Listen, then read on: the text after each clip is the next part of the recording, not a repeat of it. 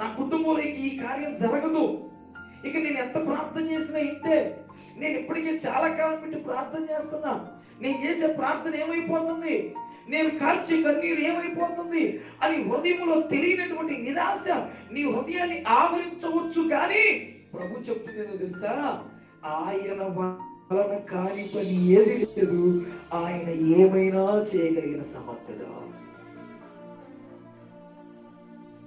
చేసి ఉన్న ప్రార్థన నేను మరచిపోయినా నీవు మరచిపోగా నా మంచి నాయన, అవసరాన్ని తీర్చమనే నా దీనయాచన పట్టజాలపోతుందా నీవిచ్చిన దీవెన అధికముగా చేయగలవు యేసయ్యా, నాకు చాలిన దేవుడు